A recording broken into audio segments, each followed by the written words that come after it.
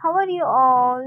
ನಾನಿವತ್ತು ಪೊಟ್ಯಾಟೋನ ಸೊ ಅದನ್ನ ತಗೊಂಡು ಒಂದು ಮಸ್ತಾಗಿರುವಂಥ ರೆಸಿಪಿನ ಮಾಡ್ತಿದ್ದೇನೆ, ದಟ್ ಈಸ್ ವಡಾಪಾವ್.